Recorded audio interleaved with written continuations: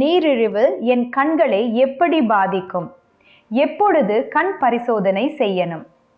கட்டுப்படாத நீரிழிவு நோயானது இரத்த சர்க்கரை அளவு அதிகரித்து இருப்பது உடம்பில் கண் உட்பட அனைத்து உறுப்புகளையும் பாதிக்கும்.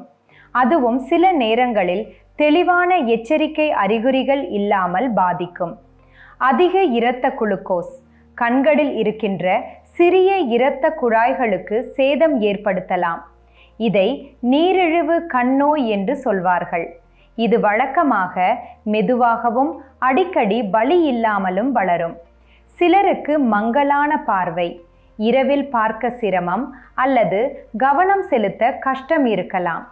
பாதிப்பு தீவிரமான சந்தர்ப்பங்களில் சிகிச்சை செய்யாவிட்டால் இது பார்வை இழப்பு அல்லது குருடு ஆவதற்கு வழிவகுக்கலாம். அறிகுறிகள் முதலில் வெளிப்படாமல் இருக்கலாம். அதனால் உங்க பார்வை சாதாரணமாய் இருந்தாலும் தொடர்ச்சியான கண் பரிசோதனைகள் முக்கியம். முதலிலேயே கண்டுபிடித்து விட்டால் நீரிழிவு கண்ணோயை நன்றாக நிர்வகிக்கலாம். இரத்த குளுக்கோஸை கட்டுப்பாட்டில் வைத்துக் கொள்வது முக்கிய பங்கு வகிக்கிறது. நிலைமைக்கு ஏற்றாற்போல் சிகிச்சையில் மருந்துகள், கண் சொட்டு மருந்துகள், ஒளிக்கதிர் சிகிச்சை அல்லது அறுவை சிகிச்சை இருக்கலாம். ஆரம்பகால பராமரிப்பு நிரந்தர சேதத்தை தடுக்கலாம். நீரிழிவு உள்ளவர்களுக்கு கண்புரை ஏற்படும் வாய்ப்பும் அதிகம். கண்புரையில் கண்ணோட இயற்கை படிக பகுதியில் மேகமூட்டம் ஏற்படும்.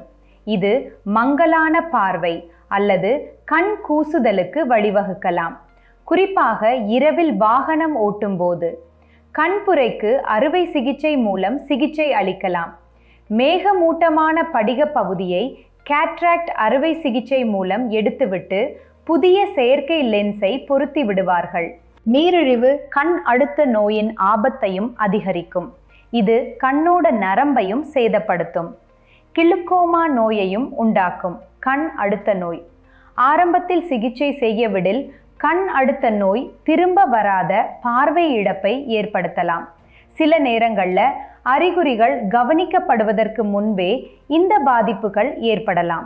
சில புதிய நீரிழிவு மருந்துகள், எடை குறைப்பு மற்றும் குளுக்கோஸ் கட்டுப்பாட்டுக்காக பயன்படுத்தும் சில ஊசிகள் உட்பட அரிதாக கண் தொடர்பான பக்க விளைவுகளோடு இணைக்கப்படலாம். நீங்கள் புதிய மருந்து தொடங்கி திடீரென்று பார்வை மாற்றங்கள், கண் வலி அல்லது பார்வை இழப்பு கவனித்தால் உடனே உங்கள் மருத்துவரிடம் தெரியப்படுத்துங்கள். புதிய கண் அறிகுறிகளை புறக்கணிக்காதீர்கள். நீரிழிவுடன் தொடர்புடைய பல கண் பிரச்சனைகள் குறிப்பிட்ட சேதம் ஏற்கனவே நடந்த பிறகுதான் அறிகுறிகளை வெளிப்படுத்தும். அதற்குத்தான் ஆரம்பகால கண்டுபிடிப்பு முக்கியம். மருத்துவர்கள் நீரிழிவுடன் வாழும் ஒவ்வொரு நபருக்கும் வருடத்திற்கு குறைந்தது ஒரு முறை முழுமையான கண் பரிசோதனை பரிந்துரைக்கிறார்கள். பார்வை முழுக்க சாதாரணமா தெரிந்தாலும் கூட இந்த பரிசோதனைகளை பரிந்துரைக்கிறார்கள்.